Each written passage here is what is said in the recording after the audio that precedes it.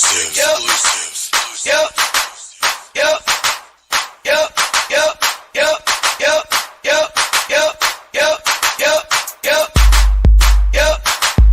Yep. Yep. Yep. Yep. Yep. Yep. He still was cutting you off, yes or no?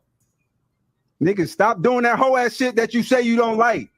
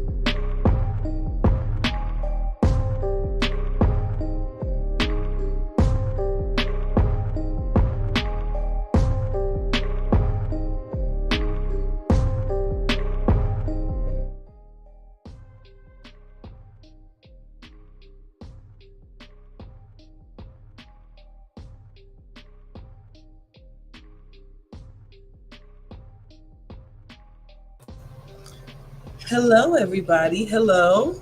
Welcome to my channel.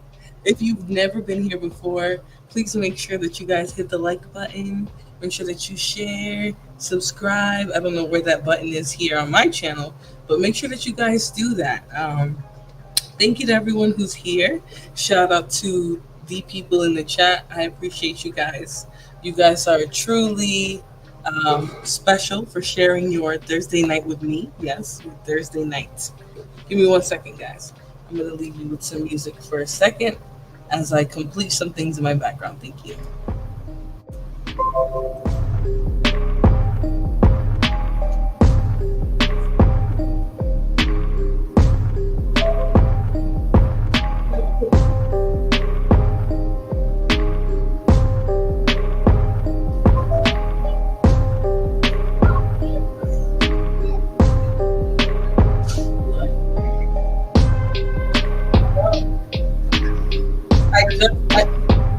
I just unlocked. Sorry.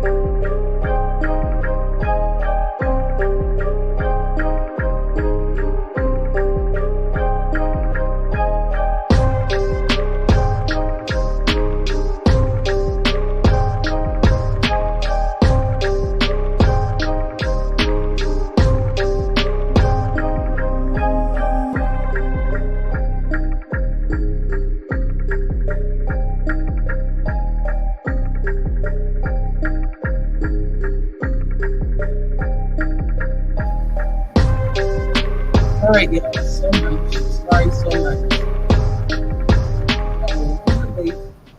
Sorry, guys. Just had to iron out some things on the back end. Oh. I hope you guys are enjoying your Thursday evening. Like I said, no,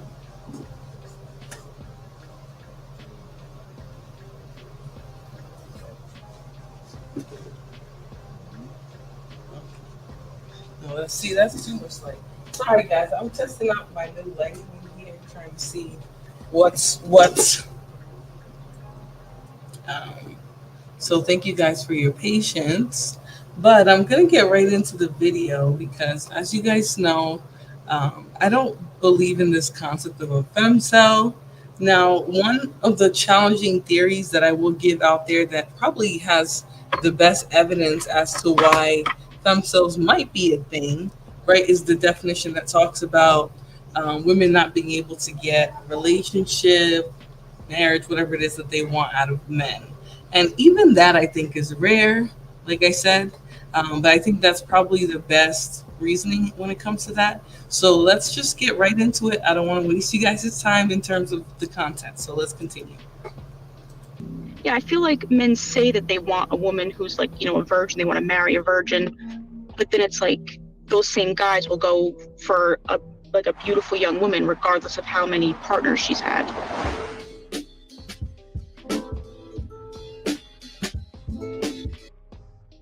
And that is the reality of it, right? We're very quick into it. I promise I'm not going to talk through the whole thing, but I'll tell you guys this. She's absolutely correct. And she's probably observing what she sees in the quote unquote dating market, where men pretend to date with standards, look for women with standards, but we all really know what's happening. We know that men are just going for the prettiest, the best, botched body, real body, fake, whatever it is. They're just going for the best in their eyes. At this point, it has nothing to do with promiscuity or anything of that nature. So I don't know why men get on these panels and lie. But we are where we are at this point, and she is a virgin. So I guess for herself, she just feels like there's a lot of hypocrisy. And this is why I say, is she a femcel? And originally I put pick me because I wanted to hear what she had to say. But a lot of what she really had to say was critiques of the dating market and how it doesn't live up to what people say online. And this is just more proof that online, the digital spaces where people have conversations are jokes. Hey, Robin, they're jokes. They're not real. A lot of them are shock jock culture based. That's what they're usually doing in these streams.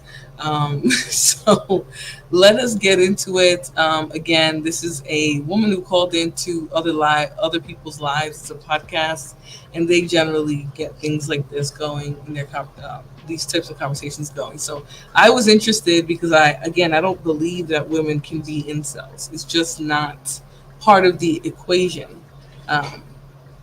I do think she needs to go outside. So let us continue so you guys can see what I'm talking about. Welcome back to Other People's Lives. I'm Joe Santagato. I'm Greg Dybeck. For anyone out there that would like to be a guest on our show, don't hesitate to reach out to us. Our email is oplpodcast@gmail.com. Just hit us up and we will get back to you. Yeah, today we're speaking to a woman who reached out, and I want to read a piece of her email. And it says, I am a 27-year-old virgin who's afraid to lose it. I notice online and offline many men saying they want a modest, shy, quiet, virgin type of woman, but in real life they don't. They go after the super pretty women who are willing. I'm in good shape, I have a job, but finding love is impossible as a virgin at this age. I feel like a female incel. And we're going to jump into those thoughts and what it means to be a female incel, have those feelings, and just kind of talk about the community around female incels. I think it's something that is typically associated to men. So this will be an interesting take. And we've got the guest on the line. Thank you so much for being on today. Yeah, thank you for having me. I enjoy watching the podcast and learning about other people's lives, so I'm glad to be a part of it. Yeah, appreciate that. Well, now you're a guest, so full circle. And can we just start off? Can you just kind of go into a little more detail about some of those feelings that you mentioned in your email? I think before we get to the word incel specifically in that community, just like the thoughts and feelings around being a virgin at this age. I think you said 27. I just feel like it's not normal to be a virgin at this age. I've definitely had like a hard time, dealing with it. like growing up, it was kind of like praised to be a virgin as a woman, but after like a certain age, it's kind of like, kind of weird. But not really getting along with men sometimes definitely prevents you from losing your virginity. Why do you think that you don't really get along with men? I think it's a lot of like deep like resentment, not like hate. Like I don't like feel any violence towards them or anything, but like I just have a lot of like resentment, like why even bother, things like that. And you think that stems from just like because you're not sexually active that you have resentment towards them? Not just that, but like having a hard time like finding love and like dating and things like that. Mm-hmm. So are you, I guess the term incel, like are you now, oh wait, sorry. So incel is involuntary? Now, let me just say, I don't know why she thinks having had sex would change any of those feelings. That is how we all feel, even those of us who are not virgins. Not myself, obviously I'm married, but for the rest of people who are dating right now, I can say for myself, before I start, actually met somebody in the dating market, it felt like, why even bother? And there was a lot of resentment, but it didn't have to do with an individual man. It had more to do with like, a lot of times men will talk, but they won't walk. They don't walk the way they talk. So it's a lot of just juggling fake personas and things like that. So I think that it does get a little boring and tiring, because you just know that most men are just going to play the silly game, and you're going to get tired of it. And men are just, they're exhibiting a lot more feminine behaviors. It's a little weird. You guys can see this little girl eating her pudding right now. She is way too late. That's like me when people wake me up. I'm sorry, guys. That's way off topic. But yes, I just think that the whole idea of it. So they talked about, it sounds male influence. No shit. So my original title was, is she a FEMCEL or a Pygmeisha? And now I do, to some degree, after listening to her intro, because I told myself I would wait to do a live reaction. After listening to her little intro, she does give Pygmeisha, talking about men say they want this, men they say, but you should not have been living your life based off of what these men say, especially not online. Let's be real. They're just going to say anything, just about anything. Let's be real. So I think the fact that she's basing her life off of, red pill, forum talking points, that's her first mistake. But I'm not going to overtalk her. Let's hear it. Early celibate? Yes. Oh, okay. I was going to say voluntary for some reason. That makes no sense. That would just be celibate. Right. But have you had relationships with men before? Yeah, I've had two boyfriends. They've both lasted about a year. And at no point during that did you feel like you were ready to become sexually active? Yeah, and I feel like that also contributed to like the relationship falling apart, which is kind of like upsetting. I think led me to where I am today. Got it. And I guess, I mean, you had said when you're younger, you kind of wear it like a badge of honor, like it's a nice thing to be a virgin. But at what point do you think it became, okay, this isn't that anymore? Like, how old were you when you feel like that there was that shift? Definitely recently, like especially like when doctors ask like, oh, are you sexually active? They used to say, oh, good for you. And now it's like, girl, first of all, she's completely imagining that. Now, I don't know if she's had the same doctor for 20 years or, she's still seeing her family doctor, but that would be the only reason why they would probably give her some pushback for sexual activity, or maybe they're concerned about other things with her. So, I mean, I've never gotten any weird responses when I was asked that by a doctor. So even when I would come in and be like, full panel, like, it doesn't matter what you do to protect yourself during intercourse, you have to test. And you sometimes have to give time in between you testing just to be sure. And also especially being able to abstain, which a lot of people can't do. I don't know how we got to that topic anymore, but yes. Let me stop. She has to get out and get some life. I agree. It's men's fault that women like this have to the viewpoint trash asses. Yes, because men will literally talk the talk and then walk in the opposite direction. That's essentially what they do when it comes to dating. They're very hypocritical. They love smashing whores. Sorry to say it, guys. It's already 7:57 p.m. Central Time, so I know it's already late where you guys all are, but I definitely think a lot of them love skanks, and to pretend like they don't would be naive. Travel One says, "Greetings, Flora, listening for a bit. Greetings. I hope you're enjoying your night so far." Um, yeah. All right, let's get back into it. Oh, you know what I mean? Like, it's kind of funny, but people stop like congratulating you. They're kind of like, oh, you're weird, you know?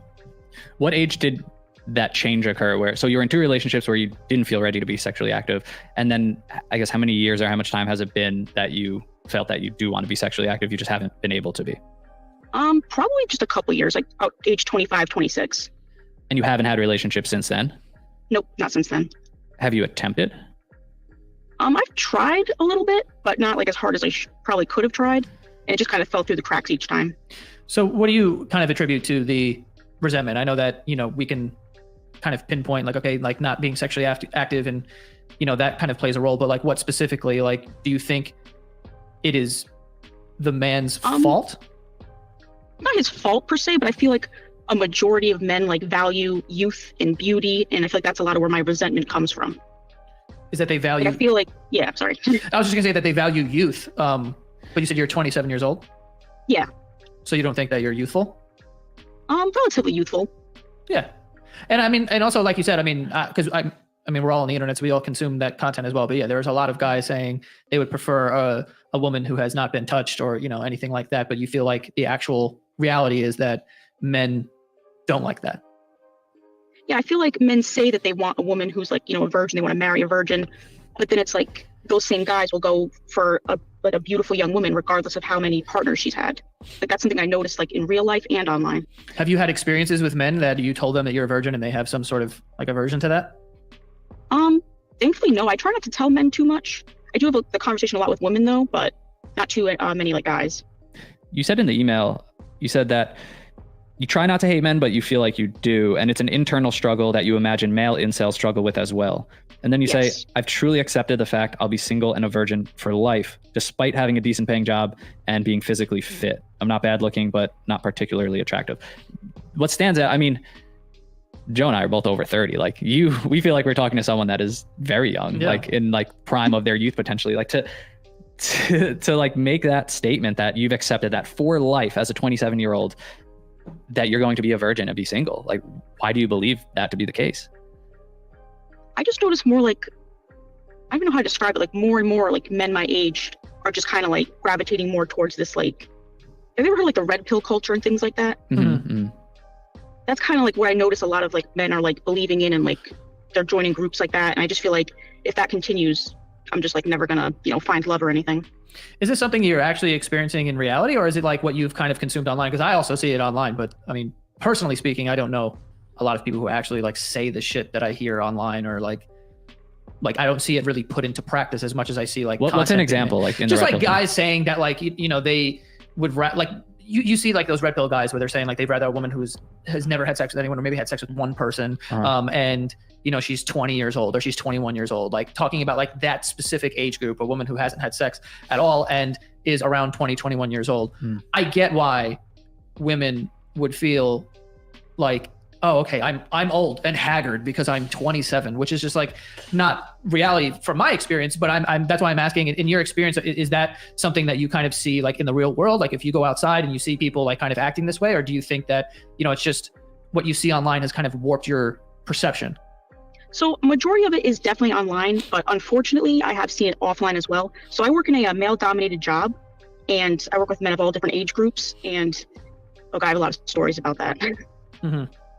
And you hear them sort of speaking the same way as like you've seen online. Some of them. I wonder how much of that is truth versus just like toxic masculinity of, you know, trying to show off for other guys. Yeah, I mean, that's true. It could be that. So I mean, how much of you actually believes that, like, you know, I'll never be able to find, you know, this like love? I mean, I think that, you know, if a judge, I mean, I don't know you personally, and I only know like we've only been talking for a few minutes, but do you think that this sort of definitive decision that you've made of like, I'm not going to find love, I'm going to be a virgin forever, like, do you think that the world you're actually right about the world, or that thing that you've decided is sort of the reason why there's sort of this block? And I mean, I imagine it would be hard to connect to any man, regardless of, how they act or who they are. Right, exactly. This is where I think her social awkwardness, or maybe whatever disorder she has in getting on with people, might be impacting her as well too. Because now we can't just assume that everything is just I'm perfectly normal. No, there got to be some stuff about you that might be turning people off, or maybe you just don't understand body language and you're sending the wrong signals by accident, those type of things. But yeah, there's a little bit more going on with her, and I think it's fine to admit that. I think we all go through moments where we are not sure of ourselves, and so the way we come across might be the wrong way, that might be wrong compared to what we're trying to do. And they just weren't raised by real men. I think, yeah, it's that and a little more, because there's a real man can try, but if you don't choose to rise to the occasion, you're just going to be a worthless piece of garbage as well. So also, this is an issue in her age group. They are meeting men who are trying these talking points in the dating arena. Yeah, doing stupid shit. Going on these pop the balloon shows and literally rejecting women that they know they would never in any other circumstance reject. And just trying to play self-esteem games and things like that. I'm seeing a lot of weird stuff in the dating market. I'm glad I'm not out there. So good riddance. You guys have fun with it, but Lord, I'm just saying. I'm going back to doing chores like a woman. Oh Lord, Lita. She's so pressed for her man that she's getting on her own nerves. Exactly. You can't be that pressed for. Listen, you gotta have some shit going on. You cannot be that pressed for a man. And that's where the pick me shit comes back into it for me. I obviously don't look at women as being awkward to the point where they turn men away. It could just be me. Yeah, she also could just be choosing to get in her own head when she does something weird, and then just not even open herself up to anyone coming or approaching her or anything like that. So I don't believe in double standards. Do you? No, I do not. Yeah, she don't strike me as awkward, just probably been around people that made her feel awkward about being a virgin. Yes, and you got to remember too that whole culture is a thing. Like, look at Amber whatever. I forget what the fuck her name is. Amber Heard. No, not Heard. I really don't remember her name, but Amber, the one with the bald head, now she's up there sucking conservative peen. And it's really weird. It's really strange for me. So everything comes full circle. Let's continue. Or as a person, if you feel this way towards all men. Sure, I definitely feel like that resentment I have is definitely going to impact it. And I'm very open-minded. I've been trying to, get over it, and it's like an internal struggle. Can you talk about that a little? Like we've had male incels on the show, and we've been able to dive into that mindset a bit. But from your perspective, identifying as a female incel, can you just sort of define what that hate and resentment is exactly? Honestly, just not being, attractive, cute, and bubbly, and what guys tend to go for and want. It's kind of the same thing as male incels when they look at, they call them chads. It's kind of like the it's kind of how I feel too. It's yeah. So is there a term for that, for female incels? None that I've seen. Interesting. So there's a resentment toward men, but is there also a resentment toward women who seem to fit that stereotype that you believe men want? So some women on forums and pages call them pick me girls. Mm-hmm. I personally, I don't mind them. I know a lot of women do have resentment towards those women as well. Okay. So what are some of the things within this community that I guess that have resonated with you? You start to have these feelings, you kind of come to this conclusion that you think you might be single and a virgin forever. I'm assuming you find things online, like forums, other people talking about this. What are some of the things that are being said and shared, within this female incel community that you latched onto? So a lot of what's shared in the female community is like incel posts. I talk about how a woman hits the wall at age 25 or age 30. Just a bunch of stuff like that, whether it's memes, posts, or screenshots of comments, or even personal text messages. I've seen those too. So those usually resonate with me. Resonate in terms of what, just fueling and anger? Not anger, but just a sense of giving up. I don't want to even bother dating. Okay, so just an acceptance that this is what the landscape's like. And So now I don't know if you guys saw my thumbnail. Let me see if I can upload it here for you guys to see. Maybe I say this. Let me do that. But this is my thumbnail, so you guys know. And in this one, even though I cropped the picture out, this is what the caption was. It was, oh, sorry, am I showing it? Oh, yes, I am. It was FEMCEL, no boyfriend, right? And the whole point was you can't get the supposed result that you want from a man. And I'm going to say this. A lot of these men would wife up a squirrel if it had a wet vagina. Now, I'm going to repeat that for you guys in case you didn't hear it. A lot of these men would wife up a squirrel if it had a wet vagina. Okay, that's just about as far as it goes with men, and that's not shade. That's simply reality. So let's continue. I want to hear a little bit more what she has to say. But she's definitely a pygmy. She knows she is, but she's completely branding herself off of YouTube talking points, and it's a little weird. A little weird. She got to get off this internet. Weirdos congregate on this app. Yeah, and she's very naive. One, not because of anything that she's doing. It's just because of her lack of experience. So she's naive. She is probably easy to manipulate in a relationship. And I just think that she's probably heard some dummies, big fat bandits, big tall bandits, big skinny peen bandits, whatever you want to call them. She's probably heard some crazy stuff from them, trying to downplay her beauty, trying to tell her to accept less. And so when women have those type of experiences, that's where you get some of that bitterness that comes in. The incels are creating viruses. They probably created COVID. So hit the wall at 25 is crazy. I would say lack of dating experience, lack of sexual experience. There's a lot of naivety there. A lot of people think there's going to be fireworks when they lose their virginity. No, and just the fact that a lot of men can't even penetrate the way they need to for a woman to orgasm from vaginal intercourse. I just think we have to set the bar lower for these women when they think about virginity. It's not what you think it is. 25 is so young. I believe she's 27. And shout out to the 27 people in the chat. Thank you guys for being here. If you guys can hit the like button, I would appreciate it. But she says women need to have a passion, have hobbies, a friend circle. Don't be desperate, but keep your social circle, and don't be afraid to do things on your own plan. Men are everywhere. No doomsday talk. Exactly. And this is what I was trying to say on my walk earlier. A man is the easiest thing to get. Now, obviously, it's going to take time for you to get a quality man, but don't think that there is a shortage of men out there. Don't let any bandit convince you of that. There's just no such thing at all. I just think that people need to move at the pace that they feel comfortable at, that the people they're with feel comfortable at, and just always make sure to keep yourself safe. Heck no, experience has nothing to do with it. That's a bit of a lie. And I believe you're also a V, so I'm not going to judge you, but yes, it is. 27 is young too. But all right, let's continue. There's no place in it for me. Yeah. Do you think that you need to be in a relationship? I don't think so. It would be nice, but I'm asking because if you don't necessarily need that. She didn't answer honestly.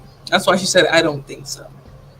She knows damn well she wants to be in a relationship with the man. She wants to be in love. She wants to see butterflies, rainbows, and all types of things. But the fact of the matter is, you're 27 and a virgin. These dudes are probably going to want to raw dog you in a hotel. You're going to have to make the decision, nope, I'm going to wait for whatever. And when you start to realize that a lot of these men out here aren't really looking for true companionship or relationship, they're just looking for a knockoff, you're going to get turned off by it. You're going to have some resentment. That's where she's at right now. Yeah, absolutely. Absolutely, Jordan. Let's continue.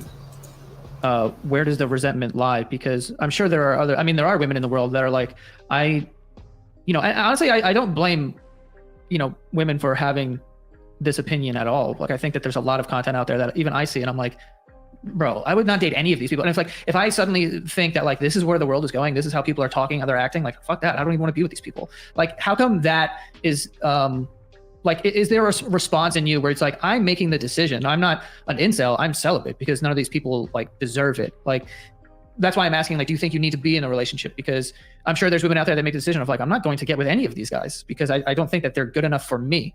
But it sounds like you're hearing people talk about like women hit the wall when they're 25, which my opinion is flat out ridiculous. But like, what part of you is taking that as fact and not necessarily being like, that's a ridiculous statement and I don't even want to be with these people anyway? That's a tough one, because like I know like not every man thinks like that, thank God. But it just feels like I see a lot of people like men encouraging like Leonardo DiCaprio when he dumps his girlfriend at like age 25 and things like that. So I just like I see that all the time. Yeah, and that, I also think there's a decent amount of people who are like, this guy looks ridiculous. Yeah, that if anything, like I feel like I personally see more of that online, of people like making the joke of like, yeah, she's 24, so she's too old now for Leonardo DiCaprio. But like everyone's kind of looking at that, like memes are funny, but at the end of the day, it's like, it's a little strange that you keep doing that. So yeah, I guess what I'm asking is, where does the resentment lie? Because if those are the type of men that are out there and that you've sort of interacted with, it seems like that would, the decision would come from you rather than them not making it like a pass at you. You're kind of like, I don't even want those people. I don't want to be around someone who they're 30 and want to date a 19-year-old. Like, I don't want to be around that anyway. That's true. It's definitely like, it's not like I think like, there's. All right. Robert Avila says, on paper, I should be a male incel, but I refuse to dive into that community of an external locus of control tantric mindset. But yeah, finding 25-year-old virgin women is not easy in the U.S.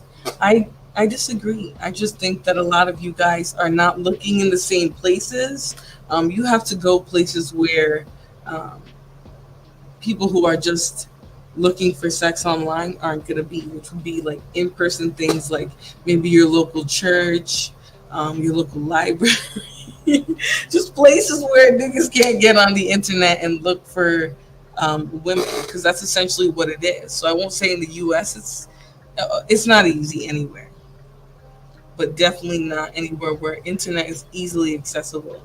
31 is still a tattered. Ooh. I'm not saying that to hurt your feelings. I'm saying that I think maybe you should start thinking about who you're waiting for and make more aggressive moves toward that. Because eventually people will start to feel uncomfortable. I think as you get older too, like imagine a 35-year-old woman being a virgin. Unless you're in a church or a library, you're likely not going to find that. So let's continue. The guys aren't good enough for me, but I do kind of like just, that's where like that kind of like just, I think I want to be single and a virgin for life. It's because I just feel like there's no point even trying anymore. Why do you think that?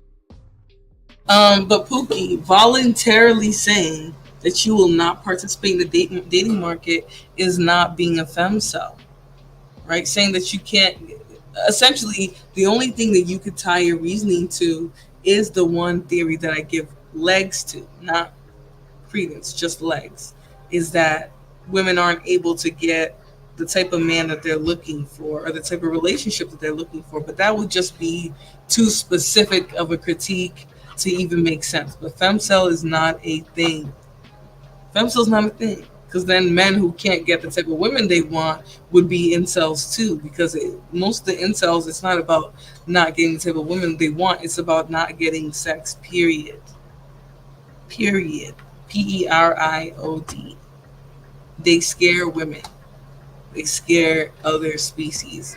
Poor thing just gave up. Oh.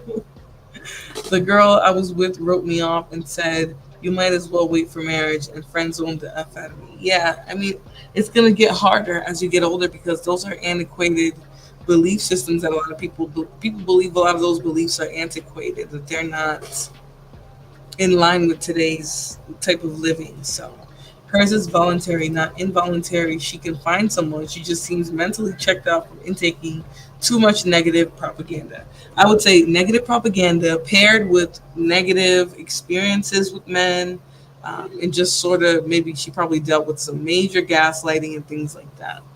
So let's continue. There is no point though.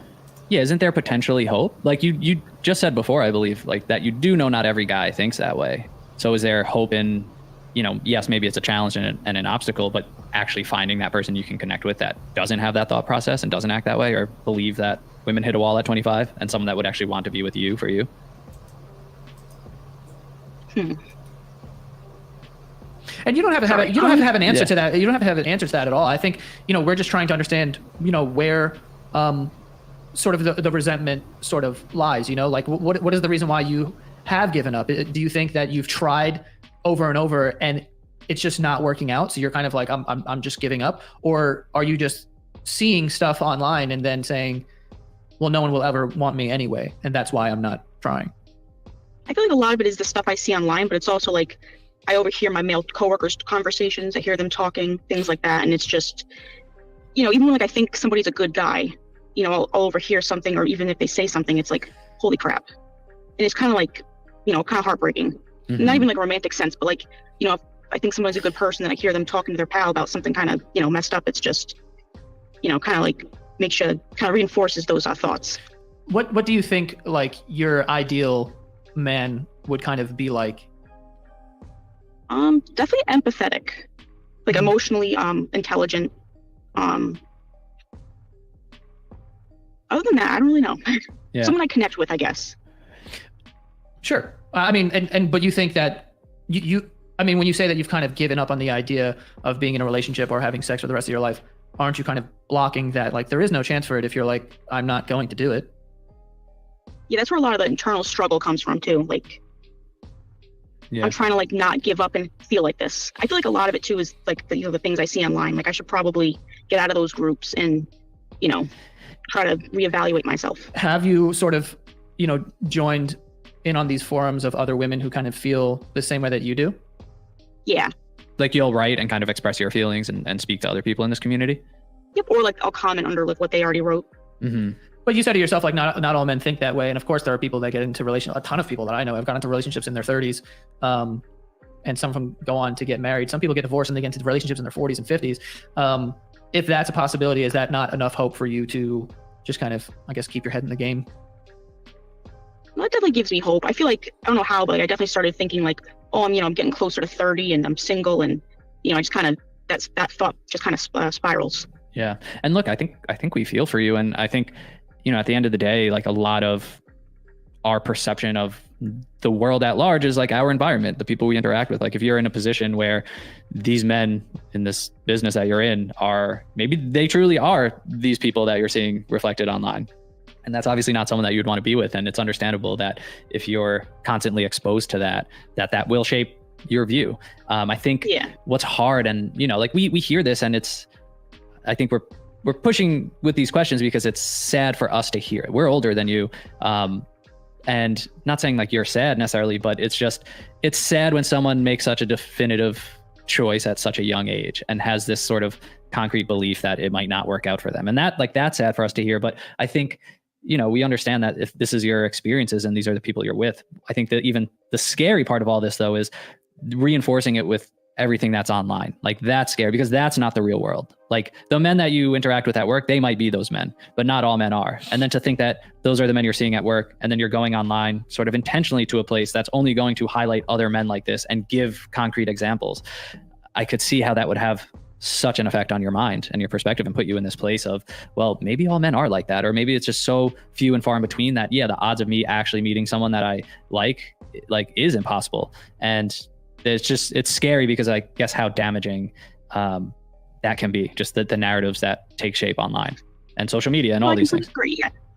I completely agree, because like I feel like it's almost like confirmation bias. I don't know if you've ever heard of that, but it's kind of like when you not necessarily look up, but you kind of gravitate towards information that already confirms your beliefs. Exactly. I know male incels deal with this as well, and you just kind of like go down that rabbit hole, and it's tough to dig yourself out sometimes. Yeah, and we've seen like the last incel we spoke to on the show, I know that was a frustrating conversation for Joe and I, because the belief had become so ingrained in this person, like that, to hear you say like you're open-minded and there could be hope, is promising, I think, because that last person we spoke to was like, this is it. Like he just thought women operated like it was high school, like no matter what. I think he was even a little older too. And it felt like there was no hope talking to that person, that it would almost be impossible to ever change his mind or perspective. And it just becomes such a crazy conversation because you're like, I know women. Like, are you saying my wife is like this, my sister, my friend? Like, this is not all women, but you cannot get through to this person. And it's scary to think that anyone can get to that point.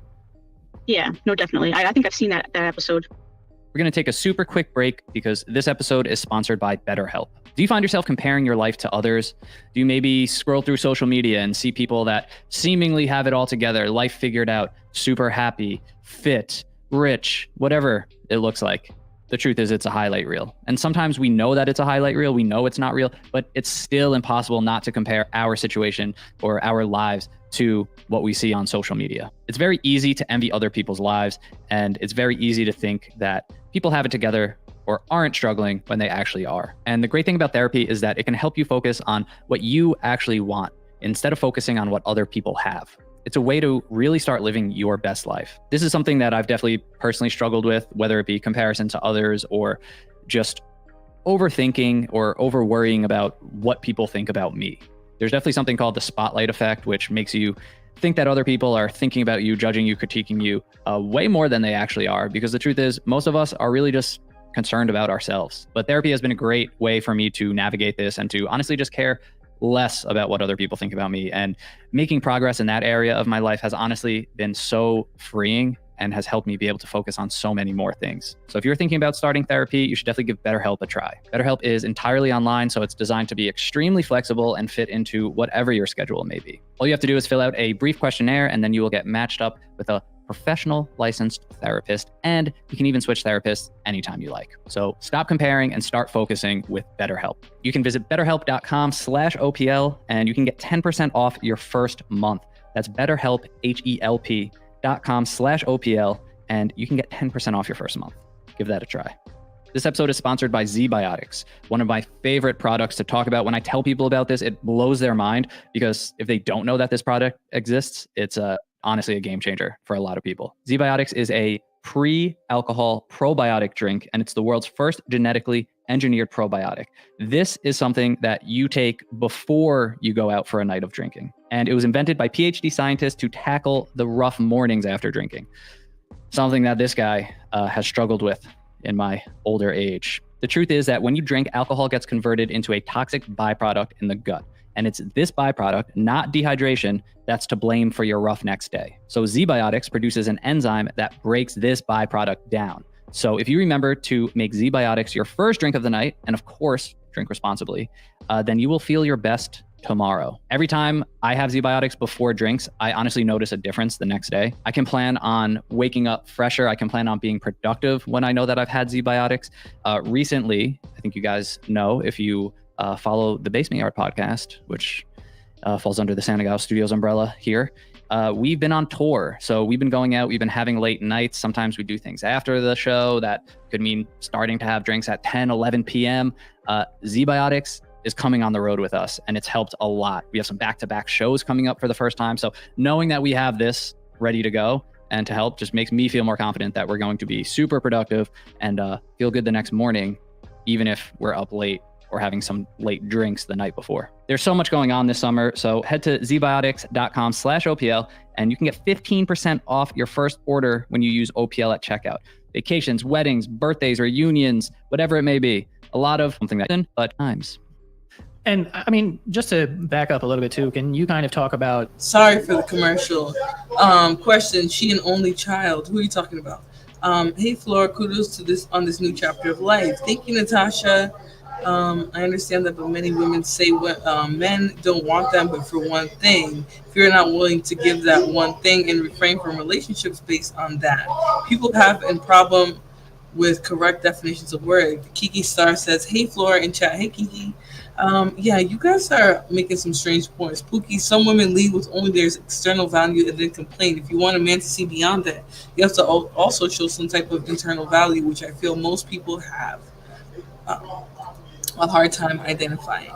I agree with that. Now, I'll say this. I think that also there's some women who still want to please men, but they also understand what's really going on. Sorry, guys, I did not realize that a promo was going. I was trying to listen from right there because, you know, the little ones and things like that. But sorry about that. Long time just chilling. I see a lot of so-called FEMCEL say they meet men who just want them for sex, so they decline. I feel most women are voluntarily declining from men and sex. I'll say this. I agree with that. I think a lot of women are sort of tired of the games. They're tired of the runaround, the jokes, the really praising themselves for being shitty people. Men will do that in terms of wanting to keep up a reputation and things like that. So I'm going to continue to play the video, and I'll stop in a little bit. You know, your past relationships, I guess, like what were you think the reason why those relationships ended was because you were not ready to be sexually active? Yeah, especially the second one. Like the first one was just a high school boyfriend, so you know we weren't really sexually active anyways, other than like, you know, holding hands and kissing and stuff. Mm-hmm. But on the second one I had in college, and he was like great. Like I still think about him to this day. But like after a year, I remember like he just kept like asking and asking, and then I'd like slowly like not want to hang out with him. I'd like avoid him, and then we just kind of broke up. Mm-hmm. So I feel like that definitely led to that. Right. And you think that was like the start of this feeling of like, oh, this is what men are like?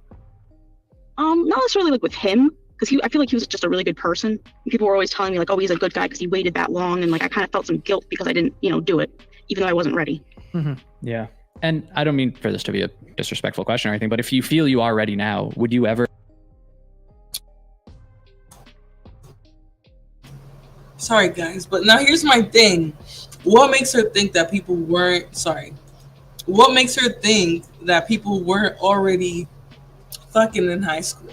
Now, here's where the naivety plays in. Oh, they were in high school, so of course they weren't having sex. Are you stupid? Are you stupid? It is 2024. These kids are doing any and everything as soon as they can. I wholeheartedly disagree with that happening younger and younger. But to be honest and pretend that people aren't having intercourse in high school is insane. It's insane. So let's continue. Or go out of your way to try to connect with someone just on a sexual level, like to lose your virginity and, you know, like without considering, you know, emotions or a potential relationship behind that? That's a tough one. I'd probably not like want to be in like a relationship. Mm-hmm. Totally.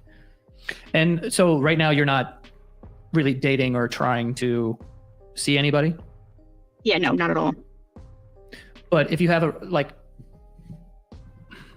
I guess like if you have some sort of resentment towards men and like this is how men are, you know, how do I frame this? I don't know how to like really ask this question, but if you're not dating right now, then is there a reason for resentment? Because that's a decision that you're making. So it's not really involuntary. It's kind of like, yeah, I'm just not going to date men. I don't think that men right now are, you know, good guys. So, you know, like I think the way that it's framed with like incel is kind of like, I'm good, but there's a problem with the other people and they should want me, but they don't.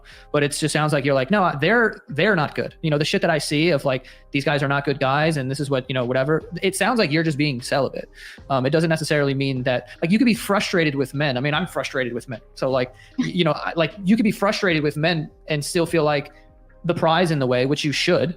And if they're not good enough, then there shouldn't be this, it shouldn't be like an incel thing. You know what I mean? Like, in my opinion, just from hearing, you know, your perspective so far, it kind of feels like, yeah, I just don't like men right now. And I don't want attention from those types of guys. So I'm completely shutting off. Right. And this is where I'll go in to tell you guys that I truly believe there is no such thing as an FEMCEL. Women cannot be involuntarily celibate. There is not a man on the planet. All right, now let me say this. There is no shortage of men on the planet that would sleep with any and everything. And that's not me saying that she's any and everything, but I'm just telling you, if a woman is offering herself up, there will be a man, trust. There will be a man, trust and believe. That's just a fact. Excuse me, that's our nature as people.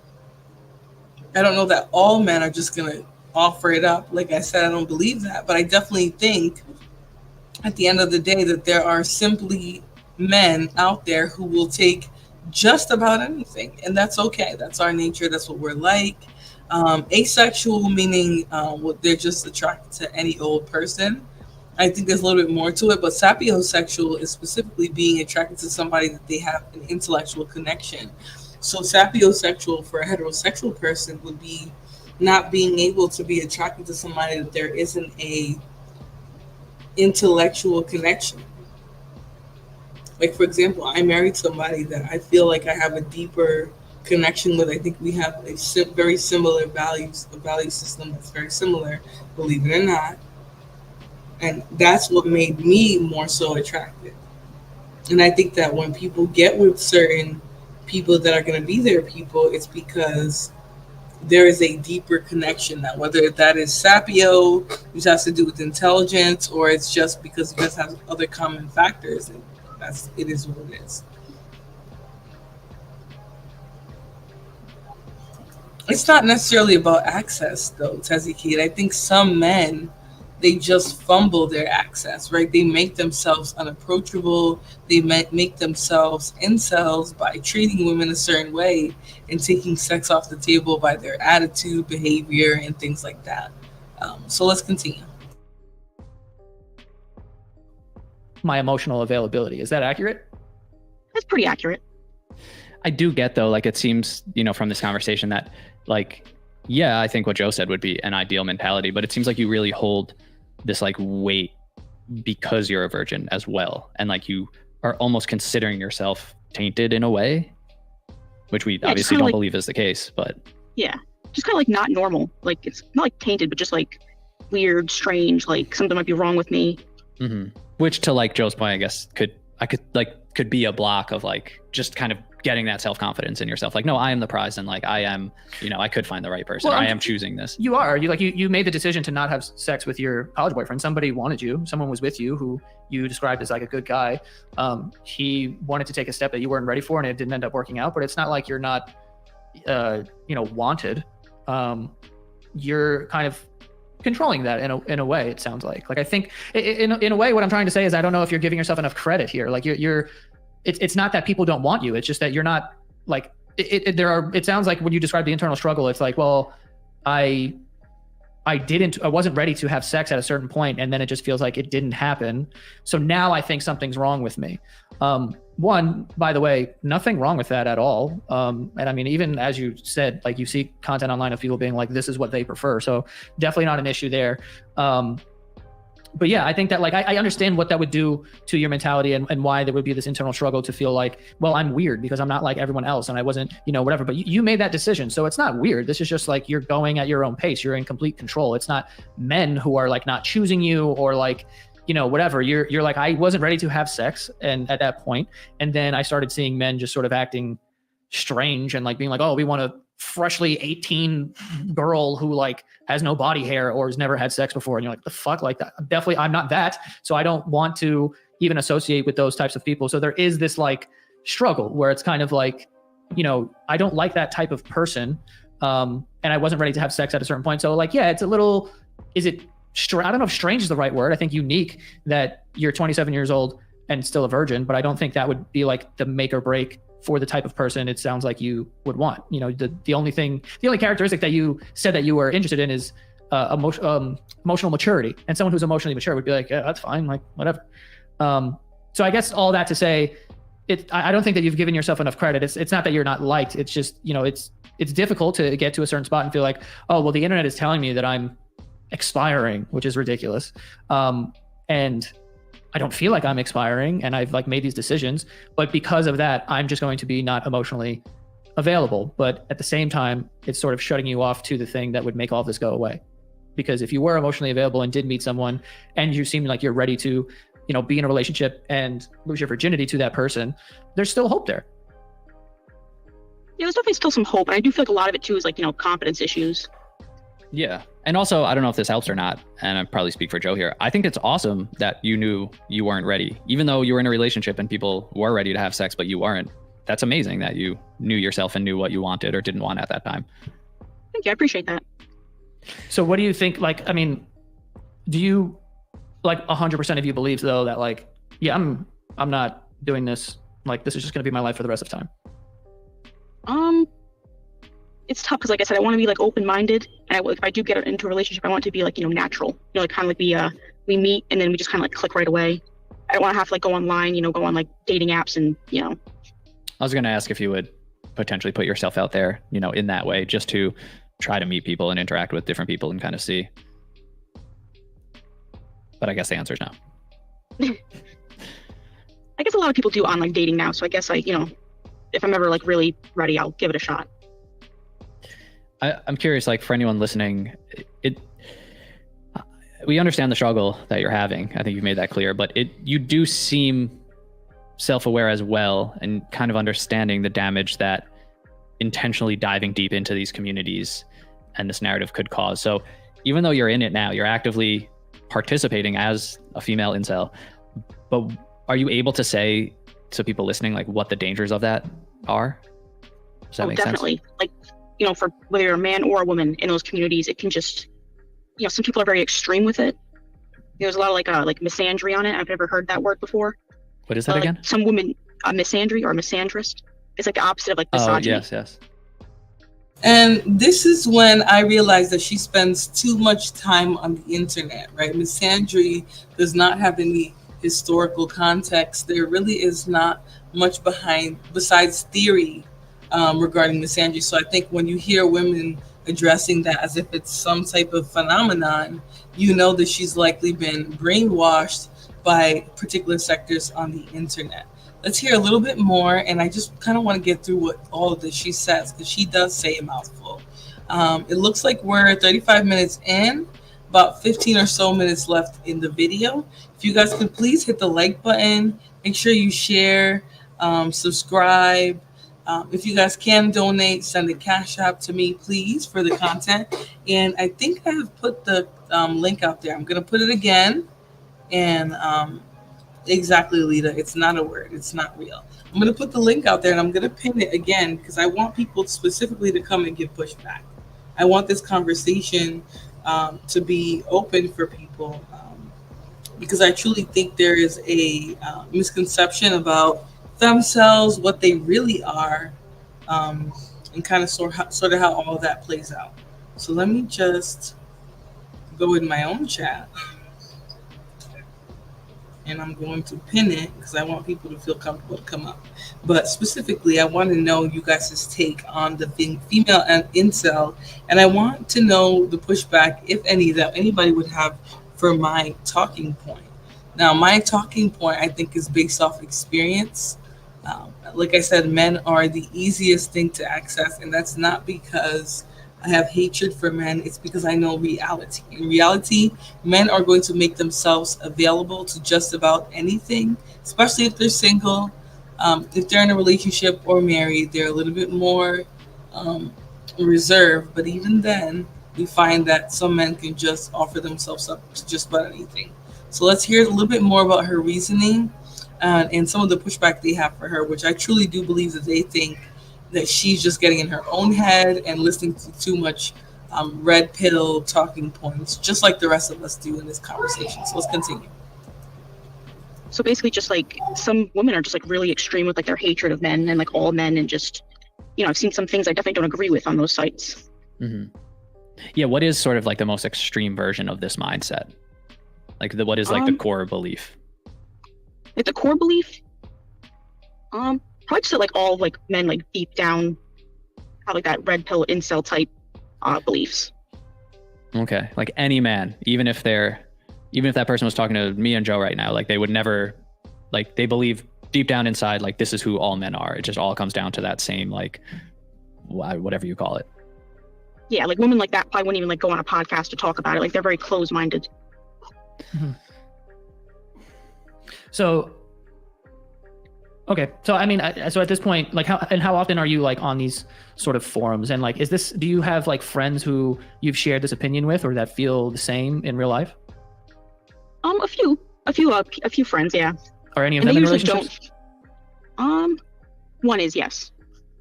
Okay. So when you express this to them, what do they usually say? they're usually a little concerned. In what way? Some of them agree with like some of the things that are posted and like some of the things that are talked about though. Well, how do you feel about your friend's like boyfriend? I don't really have an opinion, to be honest. You know, she seems happy, so I'm, you know, quite happy for her. Mm-hmm. All right. Well, I mean, we appreciate you, you know, being so honest about your opinion, and I get it. Like, I definitely get why this happens, and I even get why. Well, Captain Hydra, this is not necessarily correct here. FEMCEL wouldn't be red pill, it'd be feminism. I guess when you talk about ideology, it would be technically feminism, but really it would fall more so on red pill ideology, because feminism cannot be shaped by men, right? Especially by you guys' definition of feminism, it's woman-centered beliefs and thinking, and I just don't think that can be shaped by men. So FEMCELs would not be considered feminists; they would be red pill, right along with the bandits. So that's why I had Mammy pick Misha on my mind about this. But you guys listen some more so you can really make a good point.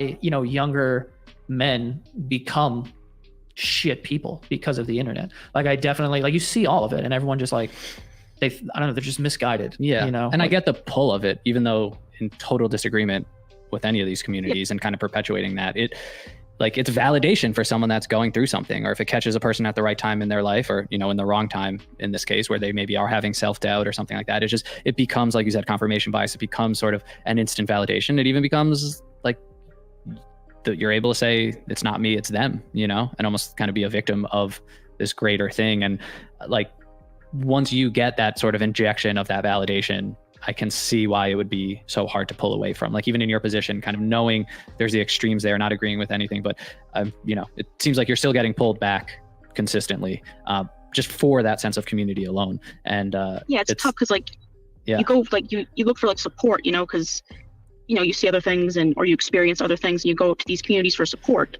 and then it's just, you can get like sucked in very, very easily. Mm-hmm. And I've been slowly like digging my way out, and you know, it's definitely worth it. Well, that's good to hear. And I think, you know, before we wrap up, that's kind of a good place to end too. Like, you know, struggle is the right word, because I don't think we're speaking to someone who is so fully ingrained in this mindset that it's just, there's no getting through, or that you're even 1000% convinced that you will truly end up alone. I mean, you can come back for anything that I've said that you have pushback on. It doesn't just necessarily have to be what I'm addressing in the video, but I think my whole belief about FEMCELs and things like that, yes, you can come for pushback on any of that as well. So the link is open. It's pinned. The Cash App is scrolling at the bottom if you guys want to support. But please, guys, hit the link if you have some pushback. It doesn't have to just be on a particular part of the content, like the video. It could be on anything that I've said since I've started my stream. Or a virgin, like, you're actively struggling with this. So I guess going forward, what do you think is the best case scenario for you, or what are some things you might try to, you know, maybe separate from that community a little, or try to just alter your own mindset or just, you know, find a little sliver of hope in all of this? I definitely need to like limit my consumption of the, you know, those groups that I see online. Things I'm thinking about trying, I don't really know. I guess just like hoping if the right person comes along and we click, that, you know, things work out. But I don't think I'm gonna like actively go out and try dating apps or anything anytime soon. Mm-hmm. Mm-hmm. Well, you know, we wish you the best of luck. You know, we hope it works out and you get, you know, whatever you're sort of searching for. But yeah, we appreciate you coming on and being so honest with us. Yeah, no, thank you guys. Yeah, thank you. And like Joe said, you know, best of luck with everything. And we truly do hope it works out. I think, to go back to something Joe said in the middle, like, we hope that you give yourself the credit that you deserve in all of this. And, you know, hopefully that, and like you said, confidence, like hopefully finding the self-confidence and maybe becoming a little more open to the possibility that you could meet someone. It seems like that's usually the recipe for, you know, then actually meeting someone and things working out. So we're hoping for that. I appreciate it. Thank you. Yeah. Thank you. Have a good one. You too. Bye. Bye.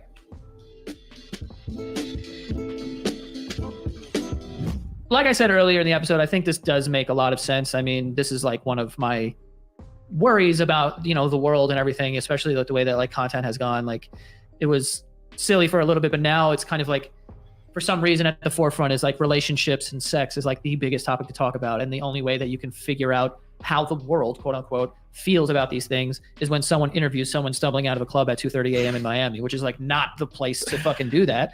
But that's all that you're seeing is like, and it's the same way that like CNN and Fox News kind of go about the news and has divided the country, is like completely biased. These people are just trying to have clicks, and they're just trying to, you know, disrupt, because they know disruption causes conversation in their comment section and likes and money ultimately. And so people have no interest in like the real answer. So if someone is just like, yeah, I don't care how much a guy makes, it's fine. And that could be 8 people out of 10, but those 2 people that are like, Now, before he gets too much into it, I want to show you guys some content so that you guys understand what I mean when I say FEMCEL is not a real thing.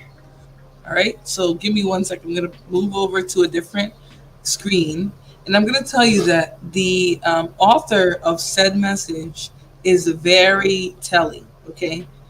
This author in particular, this type of author, is the higher group of ones who specifically spend most of their time talking about what they think women believe, want, say, just weird, stupid shit. All right, so I'm going to switch this one over to a white bandit, and he's going to give you some warped perspective on what he thinks a FEMCEL is. And I'm going to say this is newer content. So if the bandit tries to strike me, let me do this. This is fair use, motherfucker. All right, let's continue. Of incels, involuntary celibates, males who are possibly very dangerous and very ugly. But what about the female version? FEMCELs. Are they as dangerous? The incels hate women. Again, so first of all, this guy is a moron. Yes, I bet he is, right? But I'm going to tell you this. These morons get on here and talk to other groups of morons who just unfortunately happen to be the larger part of our society versus the minority. So let's hear him out. I'm going to drag him a little bit, and then we'll move on. He's just a bandit white bandit at that, who decided to talk about FEMCELs and what he thinks they are. Now, if you've ever heard the term mansplaining, men like this really think they're saying revolutionary things when they go against the beliefs of women, like the general beliefs of women. So let's hear him out. The FEMCELs hate men, but one group is treated completely differently to the other. Over the past few years, I've done a couple of videos on incels. Now, incels, if you don't know, they're involuntary celibate men, usually somewhat autistic. And I was really surprised to see what was going on inside that community. People like this guy, Elliot Rodger, who went on an...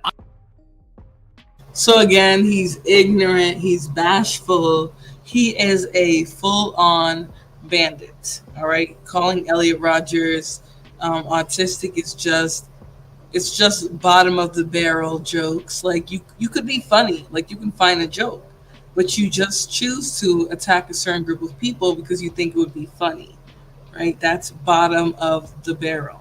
So let us hear this. Also because many people died this day, so that shit ain't fucking funny. But let's hear it out. Unaliving spree. Even the word incel is banned from places like TikTok because it's so possibly dangerous. It's so flammable of a term. If young men come across it, people are worried that they will become incels and thus become violent. FEMCELs, though, you can search that to your heart's content. And I would argue that that's probably not good. But no one's really done the research on it. Are these female versions of incels who hate men as much as the incels hate women, are they as dangerous? Are they as bad? And should we be worried? This is a question that Channel 4 in the UK asked, and they actually did a bit of a documentary on it. So let's have a look. Are FEMCELs dangerous, possibly violent? Should we be worried?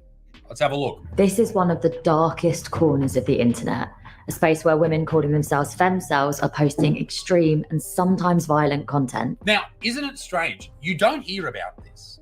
I mean, ever. In fact, when you search it and you go onto different platforms and you search it, a lot, probably most of the content that comes back, the related content, be that videos, articles, stories, whatever, are people defending FEMCELs, defending these female incels. And if they're not defending them, they suggest that they don't even. So now here's my problem, right? Because before the incel became violent, we still had the belief of what an incel was.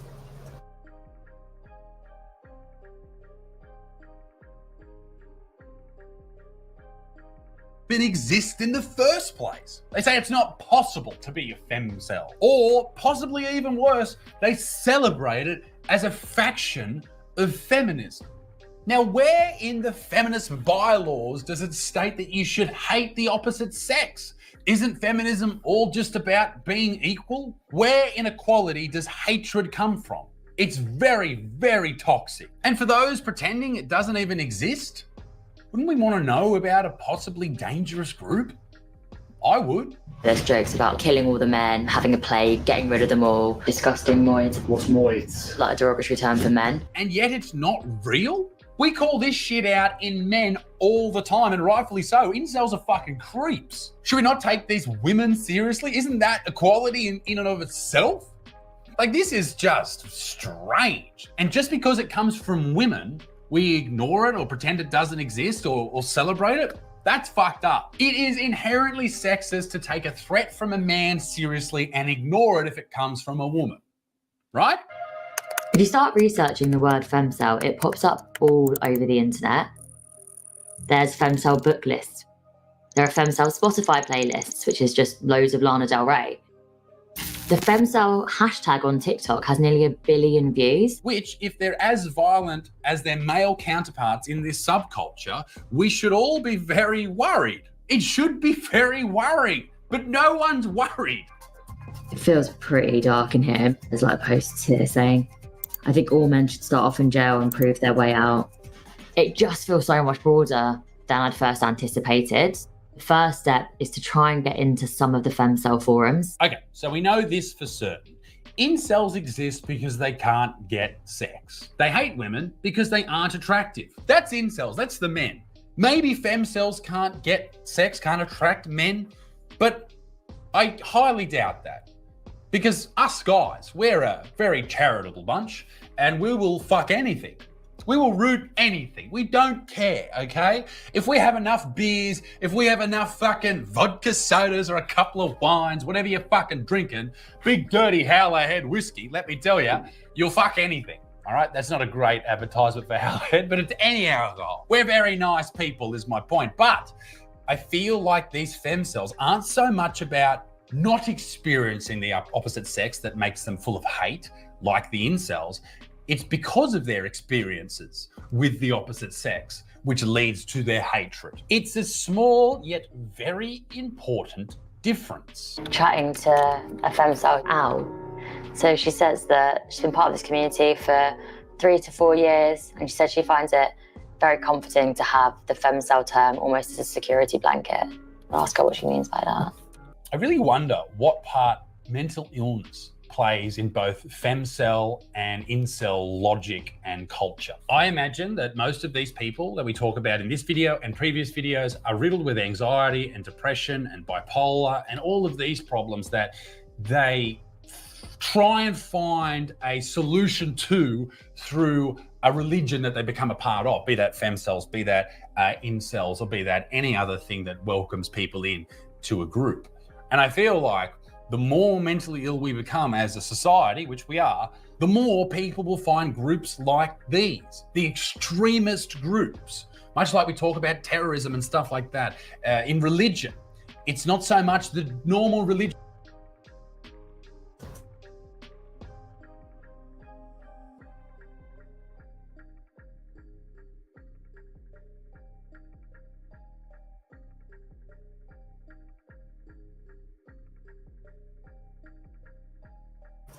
I didn't know I was muted. But what I meant to say was the interesting part nowadays that you see is that this is not just, oh, sorry guys, Oh, hold on.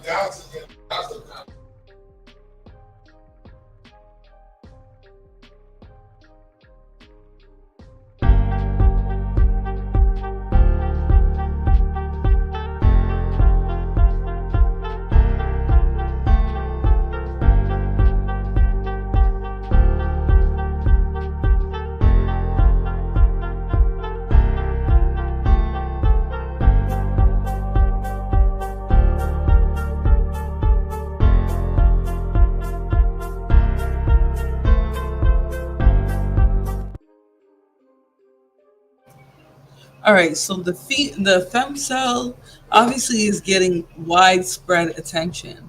Let us hear a little bit more because I wanted to remember my point, but I got interrupted. So sorry about that, guys.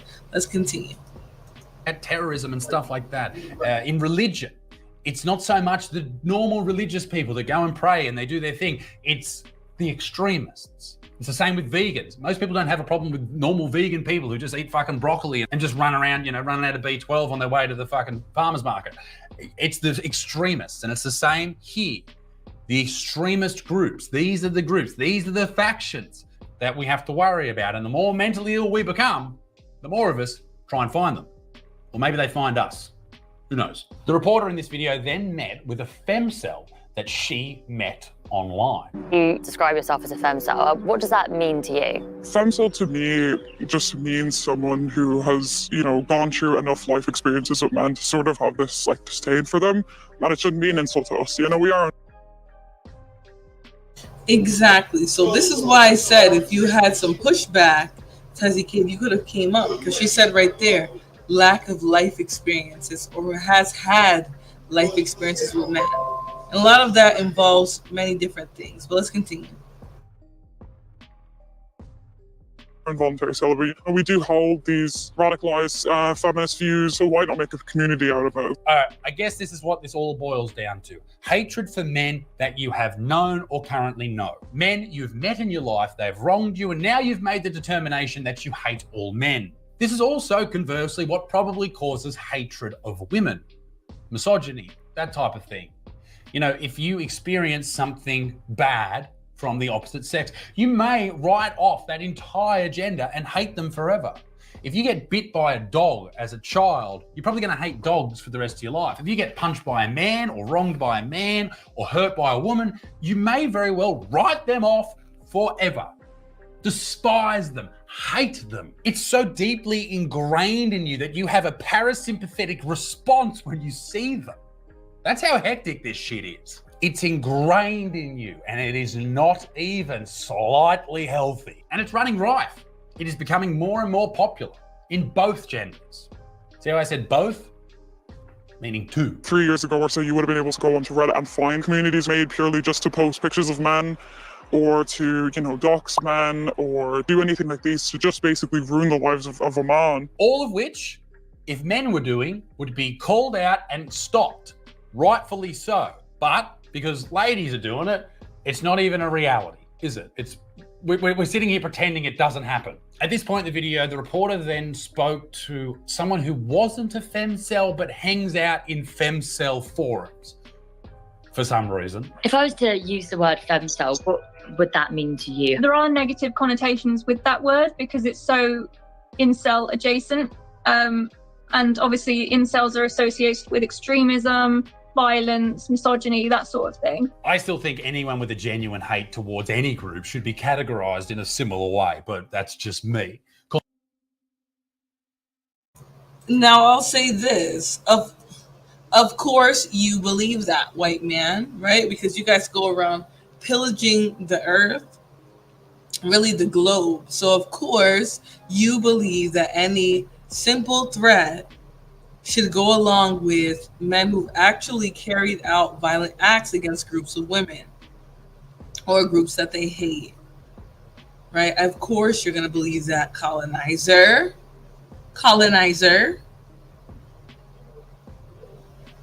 Of course. Painfully ironic, correct. Honestly, how many partners did you have before 18? Now, here's my problem, Eric Red.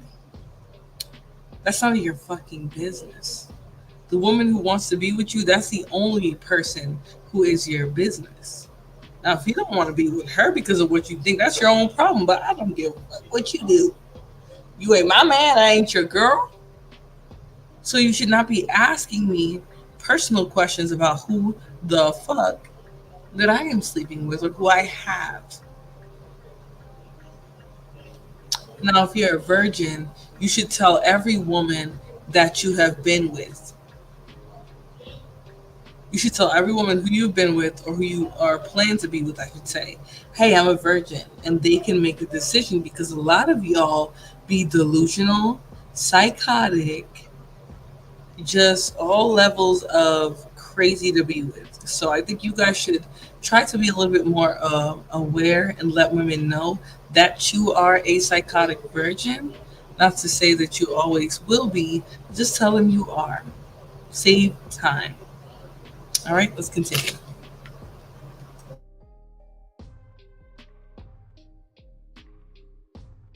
Call me fucking crazy. So for me, it's hard to escape from that negative meaning of the word. Have you had any relationship experience? I've never had a relationship, unfortunately. I've never had any sort of experience past a kiss. Which is strange, right? Because, like, look at her. She isn't ugly. Like, she's not a fucking glamour like me. Why would someone like her be in that situation? I don't know, other than she might be weird, she might be strange, she might have certain interests that people aren't about. Maybe she has 1,000 cats, who knows? Socially awkward, she's bad at conversation, a lady cock, she's got, who knows, maybe a lot of debt.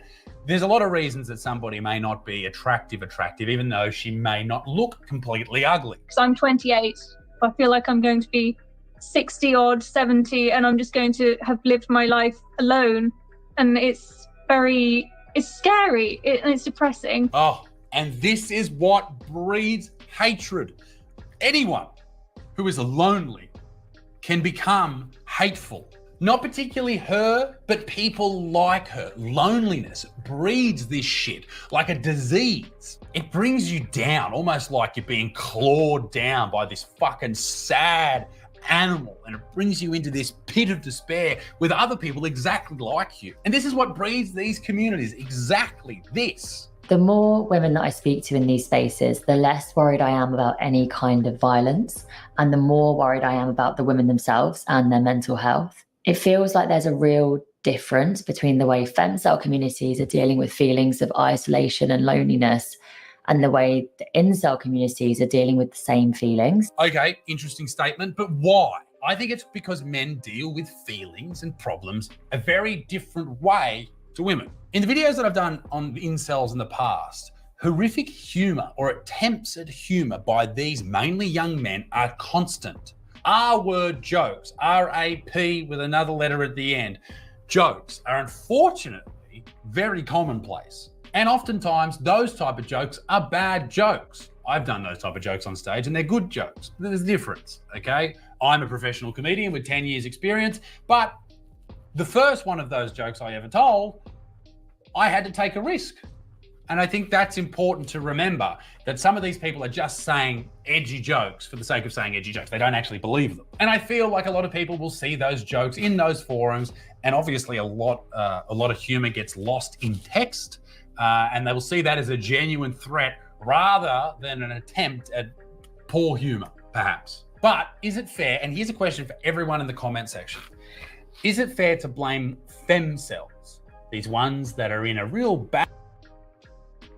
Now, I don't know how he tried to just brush over a lot of what we just saw. I mean, these men are literally talking about how they physically can violate women because it's in their biological nature. And I just think when we have men who are willing to go that far in thinking, we have an issue. We have a major, major issue. And he had no problem saying that either. Let's just kick it back really quick. He said,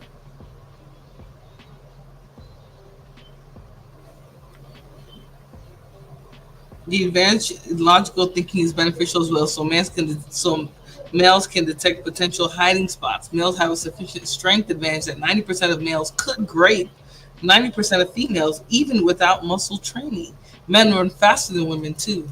Yeah, just very sick at this point. This is what we're seeing here, and men are making excuses for this, saying, "Oh, it's just online." No, you don't have women saying none of this shit.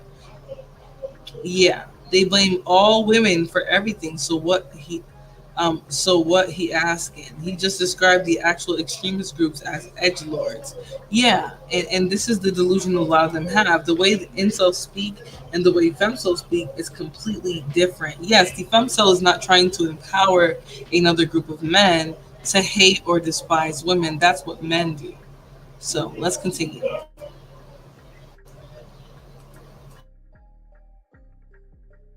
Poor humor, perhaps. But is it fair, and here's a question for everyone in the comment section, is it fair to blame FEMCELs, these ones that are in a real bad situation, who hate men and all this type of shit, is it fair to blame that on men or mental health, and also blame incels on men, but not mental health?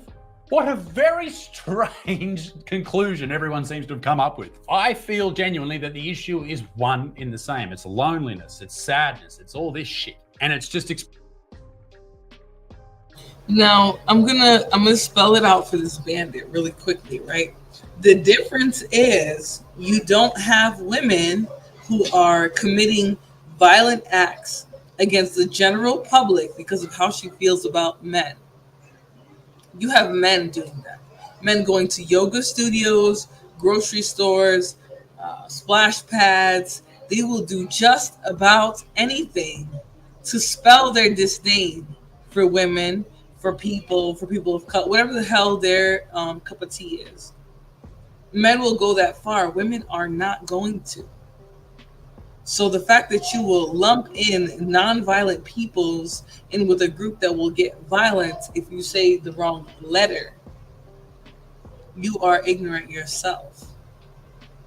Now let's continue, because I just have to give you a regular person drag. I think you're talking out of your ass when you say this. Someone called you a moron. That is the perfect name for a moron like this, who's not only misogynistic, but he's racist, egregious, and he is a white pookie.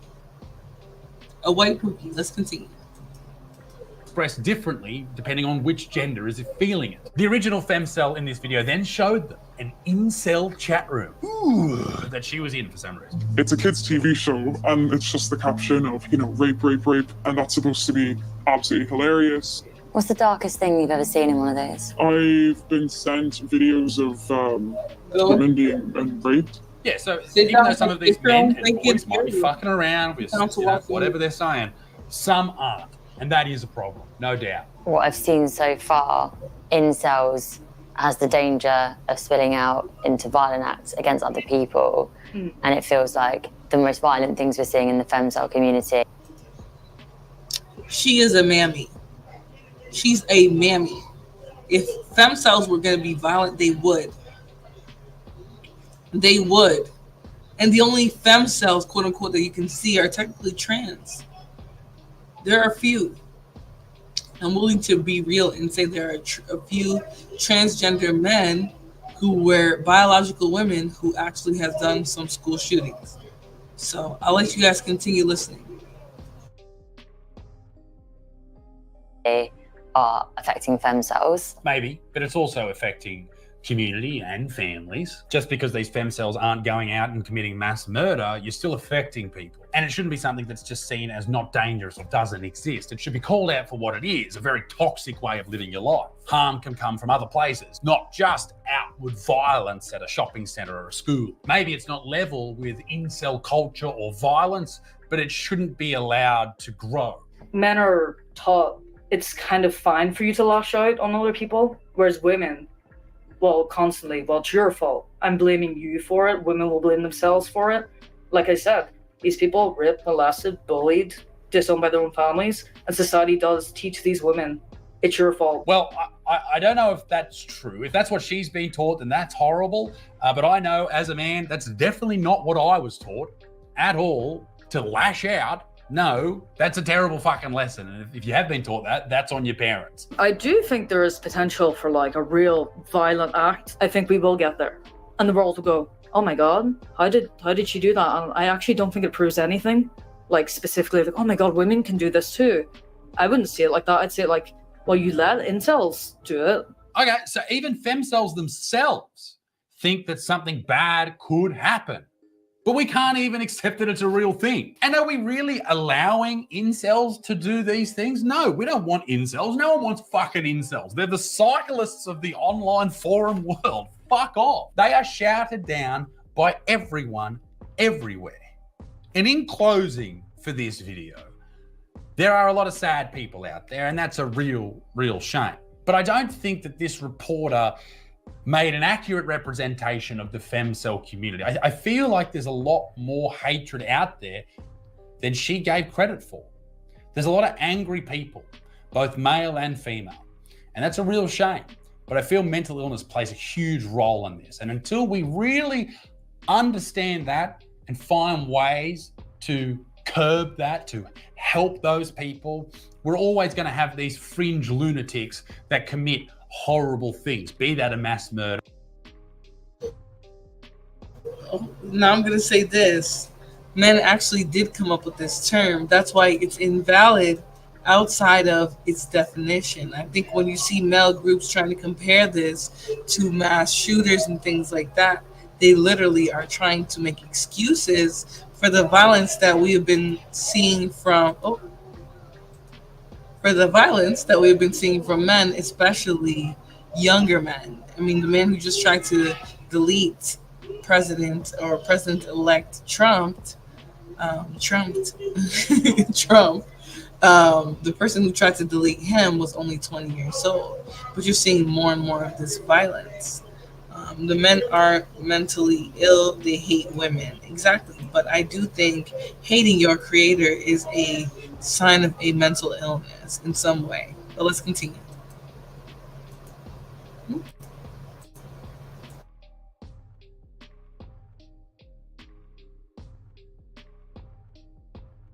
Or ruining families or whatever.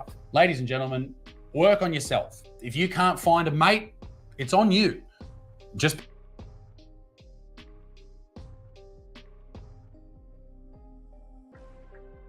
who are drunk and like probably maybe some of them are fucking joking and be like, I need a guy who makes $500,000 a year. Then you put that online and that just makes men go, look at women, bro. They need someone who makes $500,000 a year. Like these people are gold diggers. They're this, they're that. And that really does damage to a younger generation is that this is all they know. This is all they see. And maybe their parents are fucking lazy and don't instill like reality into these kids. So they live online. This is all they know.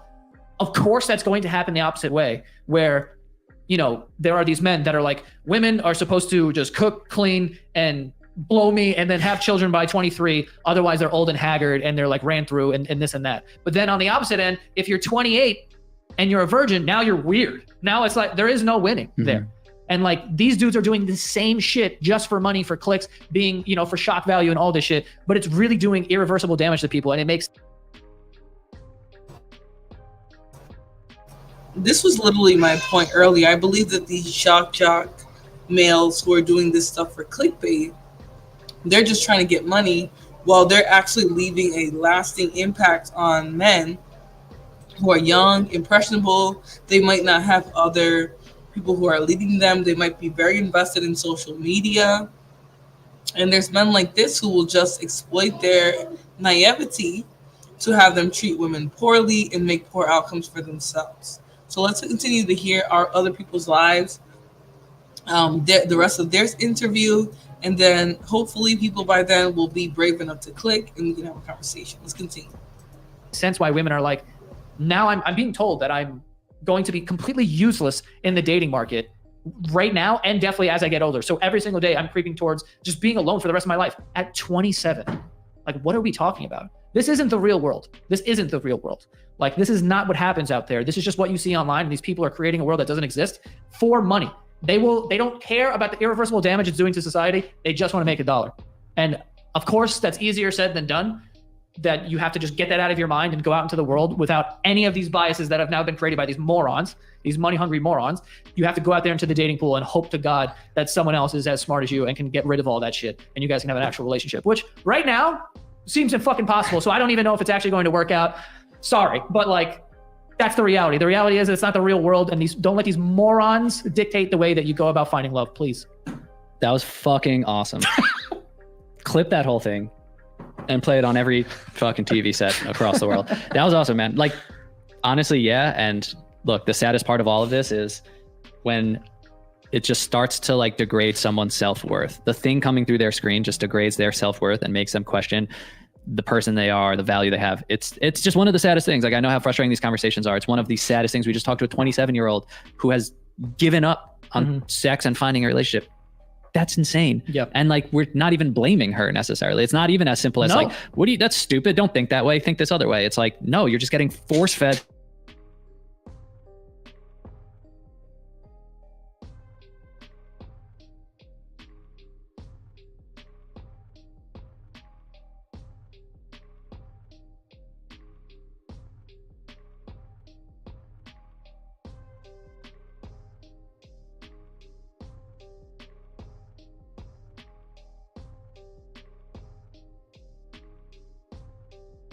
These hurtful things of like, a girl needs to be 21 years old, no body hair, no bodies, this and that, and blah, blah, blah, and just cook, clean, and shut the fuck up. Women, some women have an overcorrection where they go, fuck that. Like, I'm a 10, I deserve this, and I want you to pay for my vacations, and I want to blah, blah, blah. And then what happens is they take those women and highlight those and say, this is what women think. That's why we think that. No, that is a fucking reaction to this psychosis here. Or maybe they're happening simultaneously, but they're both adding fuel to each other's fire, where obviously it's also ridiculous that a woman would be like, I'm not dating anyone unless they make over $500,000 a year and can take care of this and pay all my bills and do this and that. Like, maybe that works for some people and whatever, but for the majority, women are not fucking like that. Like, that's not what it is. But men decide, we're going to take this woman who we've pissed off, so now she's reacting to us, pissing us off, and we're just going to be like, this is what women are. See? And now they get to now they have a fucking person to point to get these fucking 17-year-olds to be like, this is how women are. Save all your money. Don't date women. Don't trust them because this is how they are. They're just after your money. They're just out of whatever. There's no winning, and bro. then the trickle down, I feel like we should have a whiteboard. Like, it's just like the strings this and then that. But then the trickle down is like what we're talking about now. Now there's a community. Now there's a name. Yeah. It's incel. It's female incel. It's like, now I identify as this thing. This is my character. This is who I am. And she said confirmation bias. I'm just going to go to this place with like. Now, he's not necessarily wrong about FEMCEL spaces festering this identity of being a FEMCEL. He's not wrong about that. People are going to go to these spaces and look for like-minded individuals. They've created that at this point. But I just think in reality, right, if this woman were to go outside, go to any social event in her local area, even a local singles meet and greet, or what do you call that thing where it's like you go for a couple minutes and then you keep going speed dating. Do that locally and she will have better prospects than any man on a online dating site. Women swipe for less than 1% of the men on dating sites. So even the minute information about different races that you get from dating websites like OkCupid, Tinder, that's speaking to a minute group because very little women even swipe in the first place. But when they do swipe, they get less matches amongst ghostly men. So, Empress Kaya says, they don't need all that. Just decide not to date women. Interesting. Who are they going to date if not women? All right, let's continue. I want to hear the rest of what they have to say, and then we'll get into it. Minded people who have shut their mind off to any other reality or any hope and just pour fuel on that fire. Yeah. And just like, how then do you pull yourself out to find a new mindset or find hope? Because every day you're just like, oh yes, everyone agrees. This is my community. Like, men suck. All men are like that. All women are like this, whatever it is. Then there's just no hope. Yeah, and it's difficult, but you also have to tell yourself, like, you are number one to somebody. You are the best thing in the world to somebody. You will be to somebody. And the sooner you realize that, because you're comparing yourself to the entire world. No one thinks that they're the best person. Everyone has insecurities. Everyone has other people they can point to and be like, oh, I wish I had that, or I wish I had. Like, as soon as you realize you're number one to somebody, I feel like it's impossible to be an incel because you're not involuntarily celibate. You are making the decision of like, if these people don't want me, I obviously don't want them. And if these people are interested in a 19-year-old who's never had sex before and has no body hair and, you know, all this shit, I'm not that. So I don't want to be with those people anyway. That's you making that decision. It's not that all men don't want you. It's you don't want those men. And the opposite as well. So for men being like, oh, women who just want someone who makes $500,000 and will pay for all these trips and, you know, wears fucking full Gucci fucking sweatsuits and shit. Like, I'm not that. I don't want to be with those women anyway. It's not that I'm not good enough for women. I'm not what this person wants. So as soon as you realize whatever I have to offer is the best thing for somebody, the sooner you realize, like, all I have to do is keep being myself. I will find that person. That's where the power is. As soon as you feel like I have to impress that person who has unrealistic expectations and who also like is shitty, like anyone who fucking says those things seriously is a psychopath.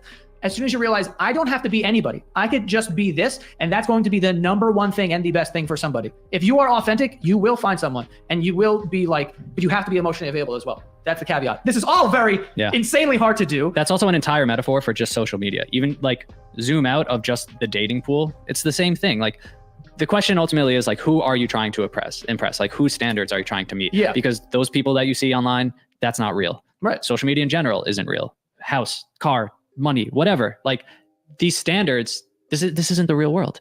But these are the things we're getting pulled to feel like we need to meet. Yeah. But also, you don't want those people. So why are we trying to impress those people? A woman who goes online and says, I need a guy to make $500,000 and whatever. Even if you make $400 million, if you're like, that is not who I'm interested in at all. What am I going to try and impress that person? I'm trying to impress a person that even if they were impressed with me, I don't even want. Like, you forget about that part. You like, everyone is like becoming insecure because it's like, people want this type of guy. But if you were to impress that person, would you want them? No. Yeah, where's your own standards? Yeah, you have your own standards. Like, even if that person was impressed by you, you're going to want them. You want to be with a woman or a man who wants you for your money or just because of the way you look. You don't want that. Like, think about that part, because I know it's easy to feel insecure because I don't have those things yet. But think about, like, if you did, do you want a person who thinks that way? Fucking no. So fuck them. I'm not even trying to impress them. Who cares? Like, let the idiots fucking play games with each other. That's fine. You're not. It's not even a game you're trying to play. It's not the dating pool. It's those people, like, doing whatever the hell, like, being whatever. Like, those are the people that you don't want. So don't even try to impress them. All right, I'm starting to sweat. Yeah. Oh man. Thank you to our guest who was on 3 hours ago. Oh yeah, thank you so much. We appreciate you coming on, being honest. But for anyone out there that would like to come on the show, hit us up. Our email is oplpodcast@gmail.com.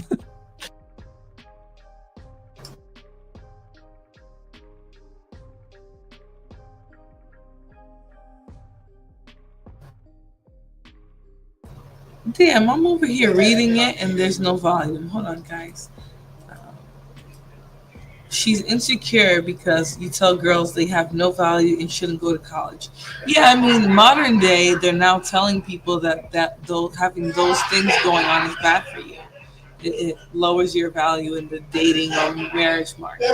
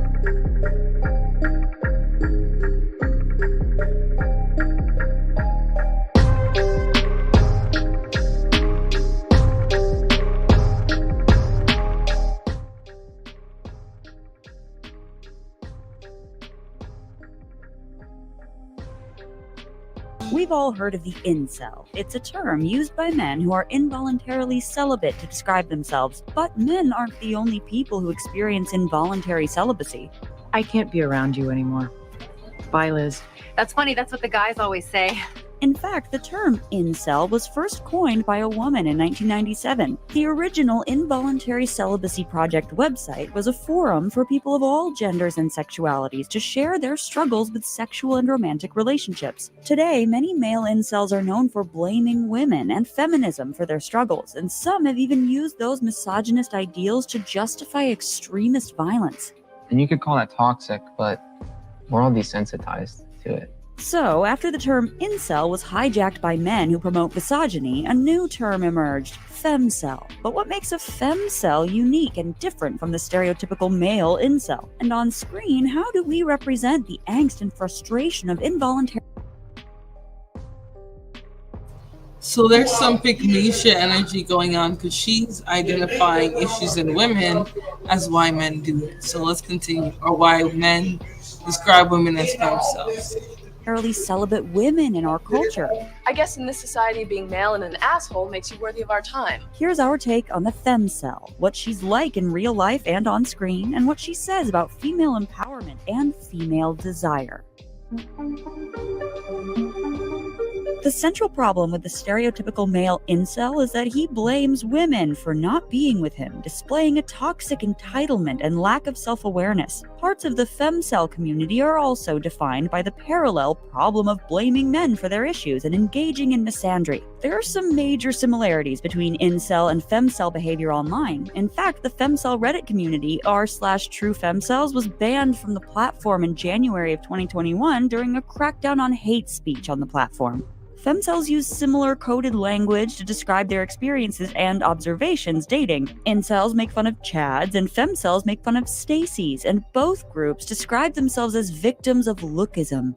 The Stacys are the shallow, self-obsessed women who only care about the looks of the Chads. But the FEMCEL can also take a few different forms. Some versions of the FEMCEL express discomfort with the way that our society views them as sexual objects and judges them according to oppressive beauty standards. Others express disappointment at how real life does not live up to the Hollywood idea of romance and family life that they've been conditioned to expect as automatic aspects of being a woman. And despite some similarities to incel worldviews, there's a major fundamental difference that makes FEMCELs a lot less prone to falling into the same patterns of isolation and radicalization. FEMCELs are far more likely to internalize their frustrations rather than externalize them. You know when incels like when a woman talks to them, they immediately think it's some sort of romantic exchange. I feel the same way. As Dr. Karen Wu explains in Psychology Today, gender socialization impacts how we cope with rejection.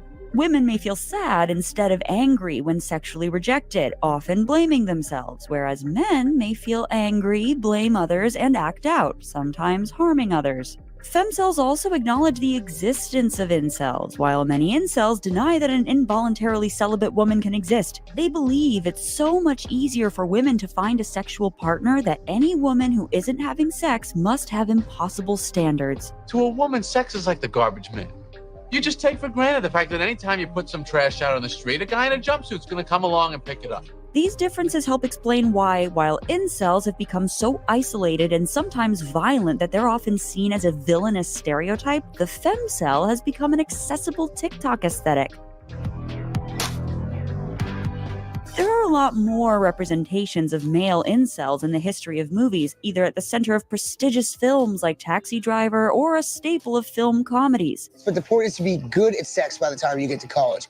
In comedic forms, they're often represented as dysfunctional but ultimately endearing. Andy's involuntary celibacy in The 40-Year-Old Virgin is definitely something he's embarrassed of and something other people pity him for, but he's also the sweetest and sometimes smartest male character in that movie. Celibacy is the way to go, man. Andy had it right, you know?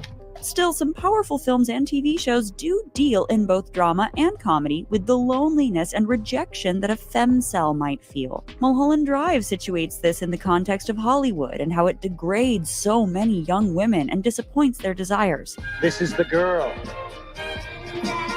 Excellent choice. In 2022, Jeff Schollenberger wrote of the rise of FEMCEL noir, which often centers on a voyeuristic female who lives alone, possibly with some kind of condition like agoraphobia or alcoholism that isolates her. She might become fascinated by a rival family unit in which the woman seems to possess what she does not: a satisfying sexual relationship, a present husband, a child. Often, Schellenberger says this character witnesses or believes she witnesses the sexual betrayal and murder of the rival, and the plot is a means of her confronting her frustrated desires for a fuller domestic life or her confused feelings about not having the family society expects her to have. The classic comedic FEMCEL archetype on screen is often a more light-hearted version of this story. Guys, she's got glasses and a ponytail. Oh, look at that. She's got paint on her overalls. What is that? A character like Betty Suarez from Ugly Betty is perceived by the people around her as genuinely less desirable because of the way she looks. God forbid you had to work with the ugly girl your dad forced you to hire. These characters are usually either mocked or pitied by the people around them. Listen, Jerry, she never dates, and I know it's because of her hair. And when they get to experience a character arc, it's one that emphasizes qualities like resilience and inner beauty. But sometimes their arc is also about beautifying themselves so they can get the guy. Other times, the reason for a female character's involuntary celibacy isn't her looks or a man being unwilling, but the structure of society that sometimes makes women choose between personal goals and a domestic life. This version of a FEMCEL may be a more empowered career type. Women like Eugenia Skeeter Felon from The Help and Josie Geller from Never Been Kissed. They don't have sexual or romantic relationships because they've chosen to put their ambitions first. Tell me, when is the last time that you went on a real live date? I'm concentrating on my career right now.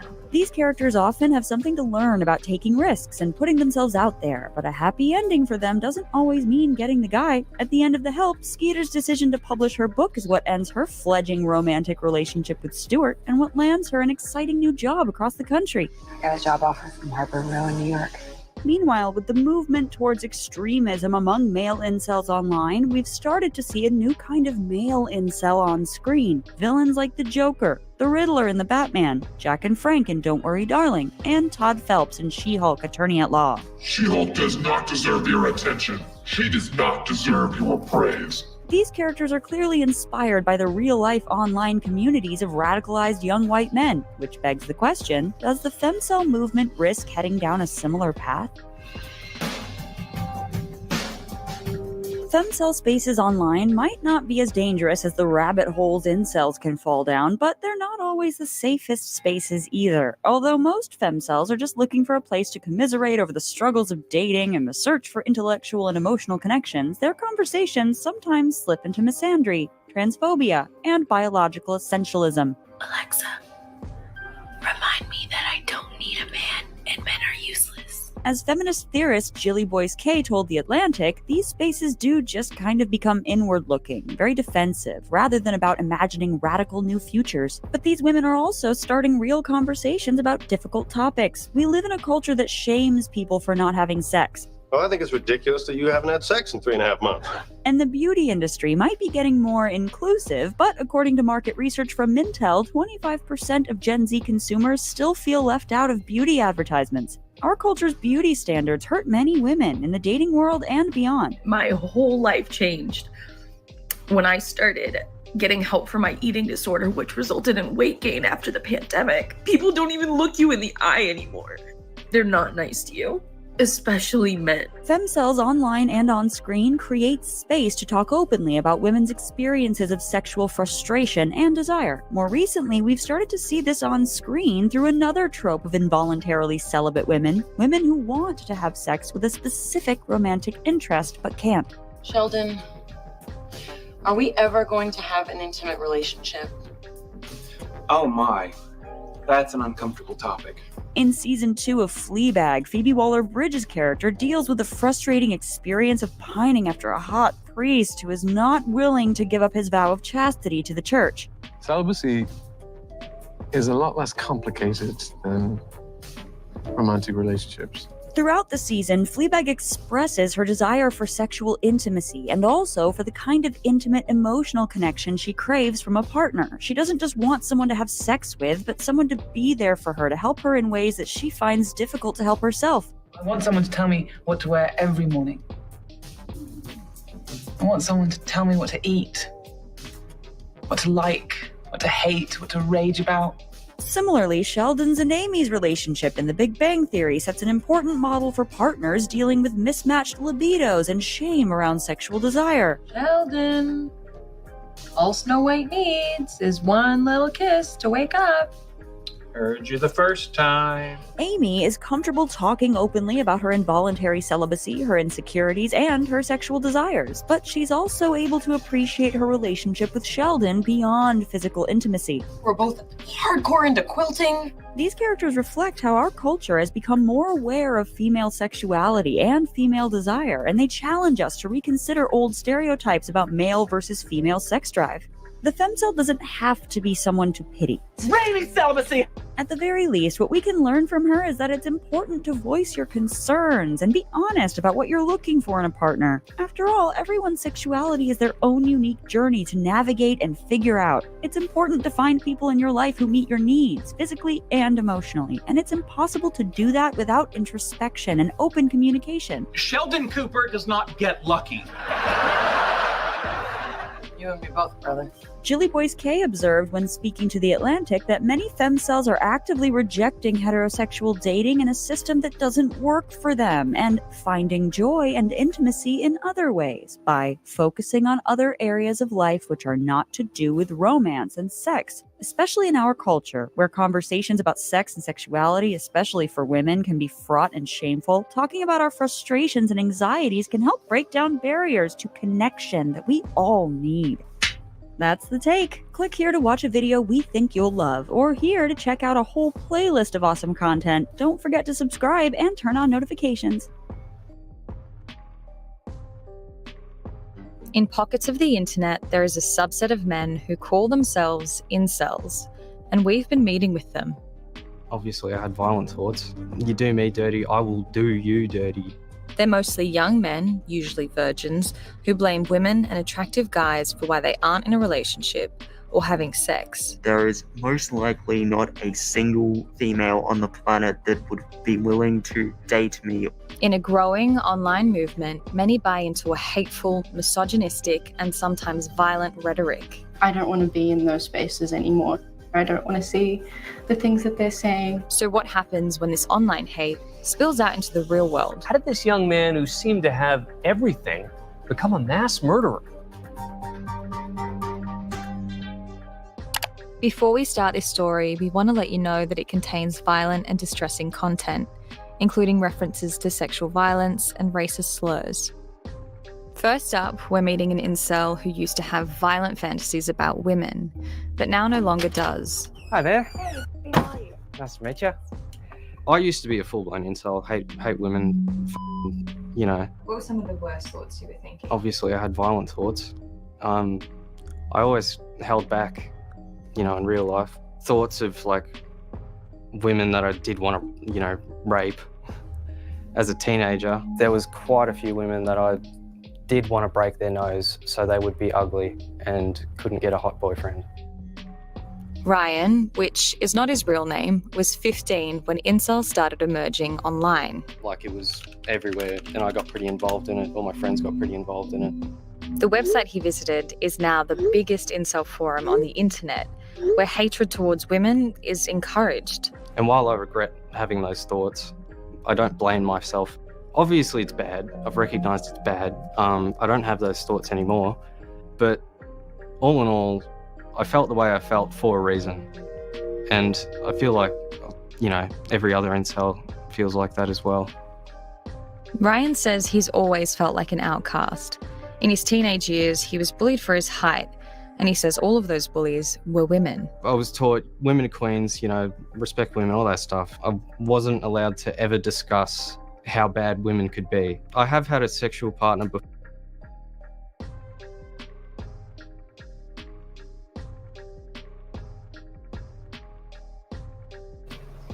Thank you, Q, for the congratulations. Just congratulations again, Flora. Thank you so much for the super chat. Now, I just wanted to say I am very sorry, guys, because again, I was doing things in the background. Yes. And it kept playing a video. A next video had nothing to do with the original video I was playing. So I'm so sorry for that. Guys, I am going to unplug. I'm not very good at balancing work and life yet, but I will be back for another one. So thanks for coming today. We'll continue this conversation about the FEMCEL. All right. Thanks, guys. Bye-bye.